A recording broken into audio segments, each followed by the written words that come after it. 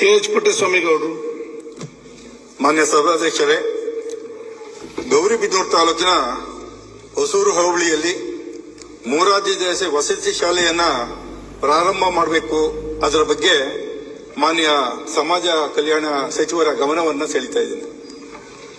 ಮಾನ್ಯ ಸಭಾಧ್ಯಕ್ಷರೇ, ಮಾನ್ಯ ಸದಸ್ಯರು ಗೌರಿಬಿದನೂರಿನ ಹೊಸೂರು ಗ್ರಾಮಕ್ಕೆ ಒಂದು ವಸತಿ ಶಾಲೆಯನ್ನು ಮಂಜೂರು ಮಾಡಿಕೊಡಿ ಅಂತ ಗಮನ ಸೆಳೆದಿದ್ದಾರೆ. ಗೌರಿಬಿದನೂರು ತಾಲೂಕಿನಲ್ಲಿ 5 ಹೋಬಳಿಯಿಂದ ಒಟ್ಟು 6 ವಸತಿ ಶಾಲೆಗಳಿದ್ದಾವೆ. ಕರ್ನಾಟಕ ರಾಜ್ಯದಲ್ಲಿ ಸುಮಾರು 779 ಹೋಬಳಿಗಳಿದ್ದಾವೆ. ಅದರಲ್ಲಿ 636 ಹೋಬಳಿಗಳಲ್ಲಿ 874 ವಸತಿ ಶಾಲೆ ಇದ್ದಾವೆ. ಇನ್ನು 143 ಹೋಬಳಿಗಳಲ್ಲಿ ರೂರಲ್ ಹೋಬಳಿ 66 ಹೋಬಳಿಗಳಿಗೆ, ಒಂದೊಂದು ರೂರಲ್ ಹೋಬಳಿಗೆ ಕಸಬಾ ಬಿಟ್ಟು ಮತ್ತು ಬೆಂಗಳೂರು ನಗರ ಬಿಟ್ಟು ಇನ್ನು 66 ಹೋಬಳಿಗೆ ಒಂದೊಂದು ವಸತಿ ಹಿಡಿದರೆ ಇದರಲ್ಲಿ ಮುಖ್ಯಮಂತ್ರಿಗಳು ತೀರ್ಮಾನ ಮಾಡಿ ಈ ಸಾರಿ ಬಜೆಟ್ ಅಲ್ಲಿ 40 ವಸತಿ ಶಾಲೆಗಳನ್ನು ಕೊಟ್ಟಿದ್ದಾರೆ. ಈಗ ಆಲ್ರೆಡಿ 6 ವಸತಿ ಶಾಲೆಗಳು ಗೌರಿಬಿದನೂರು. ಈ ಏನು ಮಾನ್ಯ ಸದಸ್ಯರು ಕೇಳಿದರೆ ಹೊಸೂರು ಗ್ರಾಮ, ಅದು ಶಿಕ್ಷಣ ತಜ್ಞ ಗಾಂಧಿವಾದಿ ಎಚ್ ನರಸಿಂಹಯ್ಯ ಅವರ ಹುಟ್ಟೂರು ಆ ಗ್ರಾಮ. ಅದಕ್ಕೆ ನಮಗೆ ಅಲ್ಲಿ 10 ಎಕರೆ ಜಮೀನಿದೆ ಅಂತ ಹೇಳ್ತಾರೆ. ಅದು ಸಂಘಕ್ಕೆ ಬಂದಿಲ್ಲ, ಕಂದಾಯ ಇಲಾಖೆಯಲ್ಲೇ ಇದೆ. ಮತ್ತು ಅದು ಎಚ್ ನರಸಿಂಹರ ಹುಟ್ಟೂರು ಅಂತ ಹೇಳಿ ಗ್ರಾಮ ಇದೆ. ಸುತ್ತ ಅಲ್ಲೆಲ್ಲ ಇರ್ತಕ್ಕಂಥ ದಲಿತರು, ಹಿಂದುಳಿದವರು, ಅಲ್ಪಸಂಖ್ಯಾತ ಸಮುದಾಯಗಳಿದ್ದಾವೆ.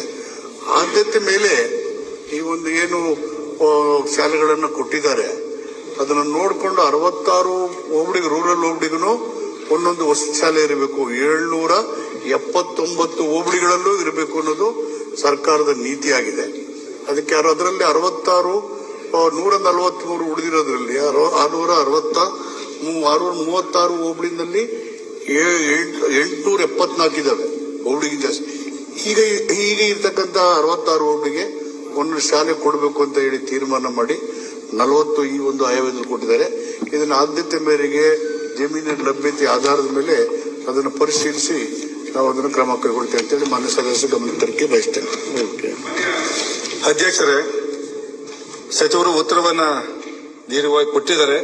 ಆದ್ರೆ ನಂದೊಂದು ವಿಚಾರ, ಹೊಸೂರು ಅಂತ ಹೇಳಿದ್ರೆ ಅದು ಬಹಳಷ್ಟು ಜನ 80% ಅಲ್ಪಸಂಖ್ಯಾತರು, ಹಿಂದುಳಿದ ವರ್ಗ ಮತ್ತು SC/ST ಇರುವಂತ ಒಂದು ಸಮುದಾಯ ಇರುವಂತ ಒಂದು ಹೋಬಳಿ ಅದು.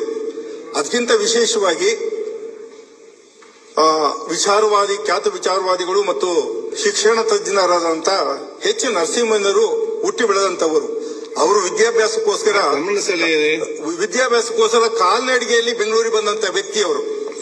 ಅವರು ಹುಟ್ಟೂರಿನಲ್ಲಿ ಒಂದು ವಸತಿ ಶಾಲೆ ಇರಬೇಕಾಗಿದ್ದು ಆದ್ಯವಾದಂತ ಒಂದು ಕೆಲಸ ಆಗಿದೆ. ಅದು ಆಗ್ಲೇಬೇಕಾದಂತ ಒಂದು ಇದು. ಒಂದೊಂದು ಹೋಬಳಿಗೆ 2 ಕೊಟ್ಟಿದ್ರಿ ವಸತಿ ಶಾಲೆಯನ್ನ.